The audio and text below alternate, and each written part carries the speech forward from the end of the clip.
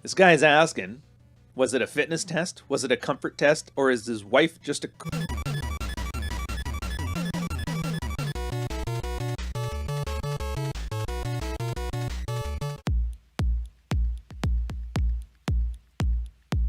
Welcome, guys. Mids Watch.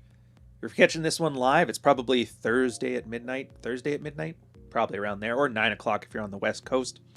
This is going to be a fairly basic and simple field report. Is this guy can't tell the difference between 3 red-pilled concepts. A shit test, a comfort test, and a crazy bitch. So it's a nice opportunity. Now there's a couple episodes back from this one. That was me talking about different kinds of tests that you're going to get while you're in a marriage and what the purpose is and how to handle them. If you haven't seen it, go back on them. Anyway, yeah. I won't belabor you with the details. If you guys don't know what those concepts are, that's fine. Just simply put, a shit test is a girl who's like attracted to you but kind of gets bratty in order to check if it's a real signal or if you're faking it. Comfort test is when a girl feels insecure about her place in your relationship, and so she seeks comfort to stave off anxiety. And crazy is just crazy. So the guy starts off, and this is the classic post. It turns out that deleted is the most common guy in a struggling marriage. They mostly do this. They'll come in, they'll have 1 or 2 kind of obvious questions a couple months in, then delete their stuff and run off. Turns out most guys don't like putting in the work, and they're kind of embarrassed about this stuff. So that's why a majority of guys just aren't going to make it. He goes, whatever the hell this was, I failed it. He's doing his usual nighttime routines with the wife, trying to play a game. And she's like, oh, I really like this, looking at his body, but I'm not attracted to you. And then he starts thinking about it. He shuts up, which is smart. If you don't know what to say, don't say anything. So he's interpreting it as, I think you're hot, but just too beta for me. And he's still thinking. And then the wife chimes in again. It's like, yeah, I don't think I've ever been attracted to anyone. And to him, he's like, okay. Probably the best answer he can give. He is truly clueless in this one. He goes, but anyway, I'm in the sex desert, so that's still a constant. But what the hell was that? When he's talking about the sex desert, he just means a dead bedroom. His wife is not attracted to him, so they don't have sex. And because they don't have sex, most guys start to try seeking validation from their wives. Most of the wives get less attracted, and that's how most marriages break up. Who'da thunk? Turns out all that stuff about Jesus and the Bible doesn't matter. Without attraction, you don't have anything else. And a couple points on this one from my thoughts before I get into Jack's thing. Women think by communication.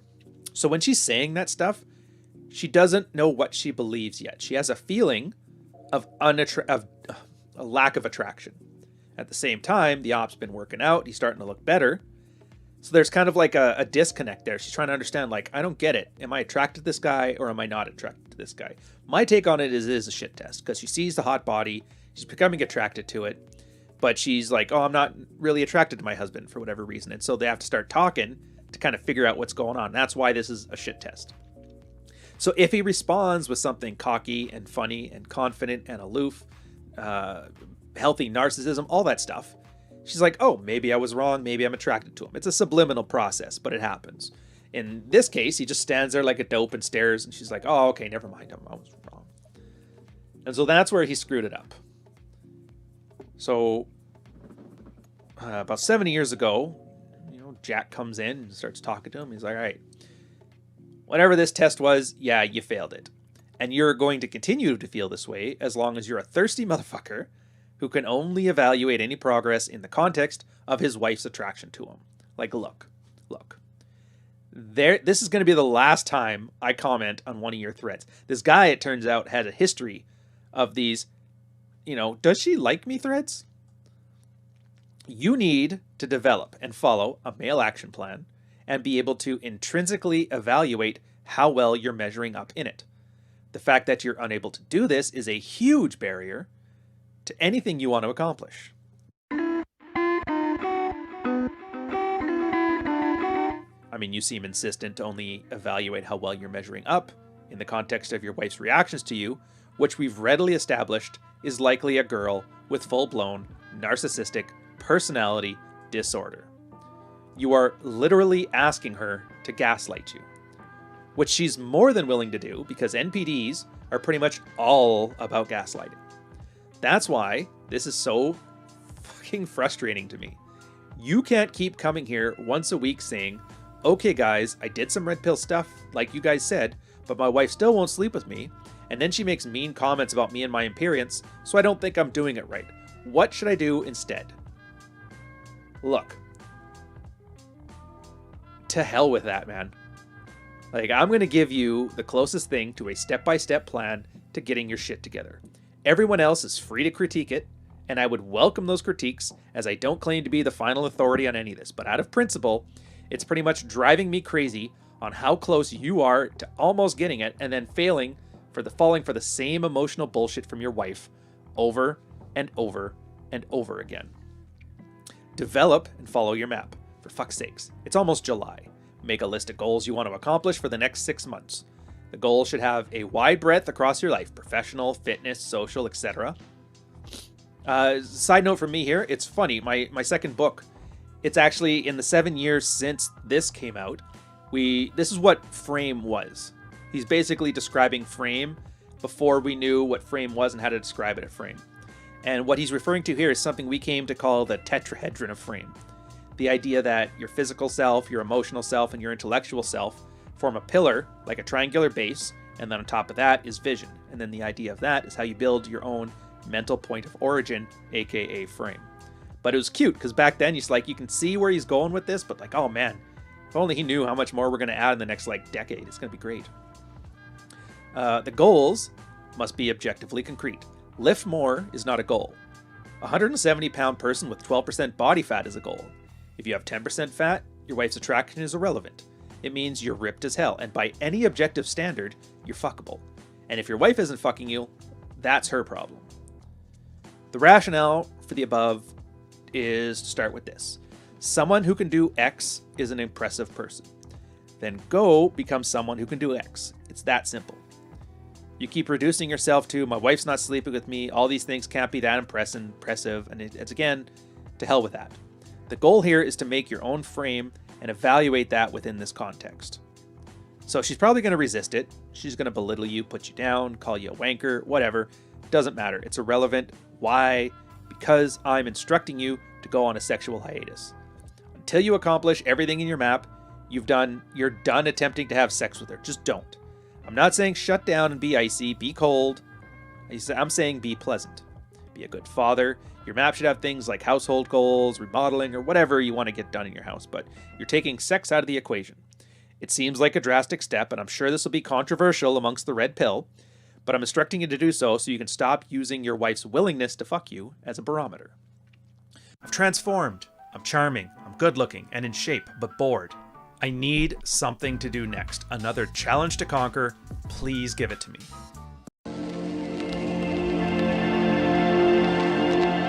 So no sex, 6 months or sooner if you accomplish your goals. If she offers it, turn her down, because it'll probably be starfish and bad, and you'll wonder if you're really making progress and why she's still so sexually closed off in the event of said progress. And I think that's why this is important. I'm suggesting this because it will force you to care about and notice other manifestations of your progress. You're going to get a raise at work, feel good about yourself, come home feeling like $1 million, only for your wife to say some shit like, nice job, wanker, took you long enough. And you will be sad because that means she still won't sleep with you, which will demotivate you from continuing to kick ass professionally. So once again, hell with that. Your accomplishments are their own reward, whether they lead to her wanting to screw with you or to screw you. And it doesn't really matter anymore because you can't screw her anyway. So that's my advice. And I understand, don't sleep with your wife if she's down is generally against the conventional wisdom of the married red pill. But in your case, you're so short-sighted about drawing correlations between progress and sex that I'm suggesting you rip off the Band-Aid and essentially go into a short-term monk mode. My primary hope is that you develop some intrinsic appreciation for your own progress. My secondary hope is you develop some awareness for the secondary appreciation from other people that aren't your wife. You can look into that however you want. When a friend says you're a fitness freak because you're committed to the gym, you should not think, well, for all the good that does me, my wife won't sleep with me. You should be thinking, damn straight. I like this one. I like this one because it shows that, like, everybody loves to talk about red pill's a philosophy, red pill's a dogma. It's an ideology, it's a cult or whatever. And I'm just like, no, it's not. Everything is hypothetical. There's two types of imperatives. An imperative is, think of it like an order. There's hypothetical imperatives and there's categorical imperatives. Categorical ones are things are good because they're good. Like ideology has categorical imperatives. Good Christian men do this. Good feminists do that. Good liberals and conservatives do this and that and the other thing. And there's none of that in the red pill. It's all hypothetical, which means, like, if you want something, do this. If you don't want it, then don't. In this case, this guy's problem here is that he bases his self-worth completely on the amount of sex his wife gives him. He's given her the entire keys to the kingdom. He's given her the ability to be judge, jury, and executioner. And the problem is she's most likely psychologically unhinged. And so she knows she has that power and she wields it like a weapon. Now, when he's talking specifically there, it's actually from, was it from No More Mr. Nice Guy? I think it's from the end of No More Mr. Nice Guy where he talks about a sexual hiatus. To date, I've actually talked with Glover about this. Rolo's talked with Glover about this, and we kind of worked it out amongst ourselves in the various red-pilled spaces we're in. And we see that necessarily as a bad idea. The idea as a man, you're horny, you're sexual, never turn down sex, you should be trying to sleep all the time, like who cares? Absolutely true, 99% of scenarios. In that case, this guy's problem isn't, like, he thinks it's his problem is not getting laid. But his problem isn't that. His problem is he's using getting laid as his measure of judgment. And so he has to disconnect the idea of sex and his value as a man in order to become valuable as a man to get more sex from wives or whoever. So yeah, this is one of those times where, like, the if really matters. And that's why it's not really anti-red pill. It's red pill because it's going to work. And he kind of chimes in later on. It's like, all right, fair enough. I get where you're coming from. I'm going to stop posting. Just read. Just lurk. It's not that I'm butthurt about this stuff. I'm just confused. And so if I can grok what you're saying, then your summary is your wife is really crazy. Get yourself sorted out over everything else, including sex. Reevaluate. Check progress against your plan by the end of the year. Is that fair? Jack's like, confused. Yeah, no shit. Of course you're confused. You've been gaslit by your narcissistic wife for this whole relationship. It occurred to me, you may not even know what gaslighting means. So he gives him a definition of gaslighting. He's like, yeah, the last thing you should be doing is trying to evaluate your progress relative to this person. None of us should be doing that anyway. But do you see why, in the case of your particular case with your wife, with a fucked up mental model, is an absolutely horrible idea? You're like an abused girl trying to measure her progress by how often her abusive boyfriend beats the shit out of her. Like, I did this and he still beat me. Why did he act that way? What am I doing wrong? What advice would you give that girl? Would you feel it was a worthwhile exercise to deconstruct her boyfriend's reactions? Or would you just attribute it to his reactions being a mentally unbalanced person, and maybe she should stop giving a shit about how he reacts and get the fuck out of there? And yet, like the abused girl, you seem so completely insistent on doing the former, and I can't figure out why. Like, who cares what kind of reactions your wife gives you? The definition of a narcissist is somebody who invents their own reality that revolves around them because they're too insecure to deal with actual reality. There's not going to be a strong correlation between your improvement and any differences in her actions. I was like, let me be clear. The plan is necessary because you need an objective standard to measure your progress. Some of us have the luxury of a well-adjusted wife who, outside of some shit testing, respond fairly well to a red pill-inspired change. While we would make these changes for their sake, something like, I used to have sex once a month, and now it's twice a week. Clearly I'm doing something right and should keep doing it is useful as a barometer. You don't get that luxury. It's going to take a long time before your wife responds with anything close to what you would consider positive change. In fact, she will respond even more negatively at first, because in her mind, she's married to the supplicating beta bitch who waits on her husband, or whose husband waits on her, hand and foot, gladly accepts any torrent of abuse that she deems worthy of giving him. The second you begin to act remotely like you're no longer buying what she's selling, her deep-seated insecurity will cause her to freak the fuck out. What he is talking about here, what Jack is bringing up, is a concept I've told you guys about for years now. It's unhealthy narcissism, or NPD. The idea is you're inventing a reality, and then you require everybody else to supplant it. That's narcissistic fuel and a narcissistic fantasy. In the case of his improvement, it actually goes against that fantasy that she has of her supplicative punching bag husband. And so when he rejects that narrative, it actually doesn't cause her to change the narrative. It causes her to lash out on a condition called narcissistic rage. That's why narcissists flip the fuck out when you don't acknowledge their script.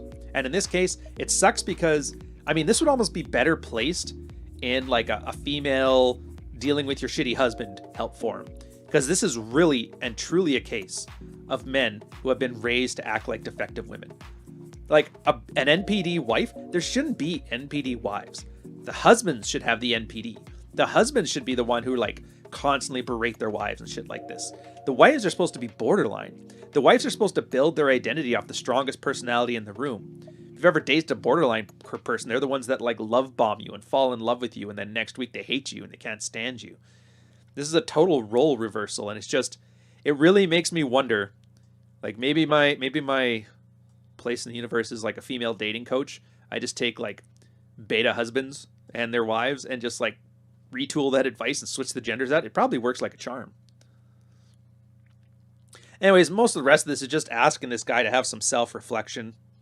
Again, he deleted his account. He moved on. No idea how he ended up. The roadmap was sound. I like to think that he took that advice to heart. He stopped posting all the time. He made the effort, realized the wife's probably not worth it, or maybe she got her shit together, said she needed help. Chances are, though, about 80% of the guys, and these are like the very few guys that even come here that want to learn, about 80% of them end up just finding some way to cope with their lives of quiet misery because the work was too hard, or they didn't want to have to make difficult decisions, or it's just they'd rather not take responsibility for their own happiness, and they'd rather just find a way to be happy with what they got. So I don't know, maybe I'm cynical, but from your perspective, there's an easy lesson here that you can take. It's like, don't use other people for your validation. And when people say you got to do things for yourself, and it's like it's a thought terminating cliche, which is true, but it's also not helpful the way it's worded there. You got to think of it this way. If somebody realizes that they are the reason you're getting validation and they have any problems with you or problems with themselves, chances are they're going to weaponize that thing. So you need to have objective metrics of success. Now, I know it's not always going to be the case. So most of the times women are what they call a lagging indicator of success. If you become more attractive, if you become more successful, more charismatic, generally speaking, once you've had all that together, about a couple weeks later, a girl starts to respond to it, which is generally good. But while that is there for like 90% of us, you just have to be prepared that the other person, even if you have these skills, isn't going to get it. And you need to truly believe, again, objectively know, not think, but know that you're worth a damn. And that if she's not going to give you some, well, then there is a younger, hotter, tighter body out there that's more than willing to take her spot. And if you're not there, I'm not saying like, yeah, Ryan said it, so I'll go. No, I mean, like if you're really, really not there, then you got work to do to get there. I don't even want to like understate how much psychological work that is. Like I said, I've got an entire book just going through the process of getting there. Everything from how you shine your shoes, to what you shove in your mouth, to how you sleep with your wife, to like how you deal with a fight with your mother-in-law. And all that stuff comes together, and it sucks to say, but it's like Carl Sagan was right. The way to bake a pie, first you have to create the universe, and in this case, you essentially have to create a man until you can handle that bitchy wife. So take that for what it's worth. Hope you enjoyed yourselves. Take this as a pep talk and not as like a cautionary tale. And I'll catch you guys on the next one. Cheers.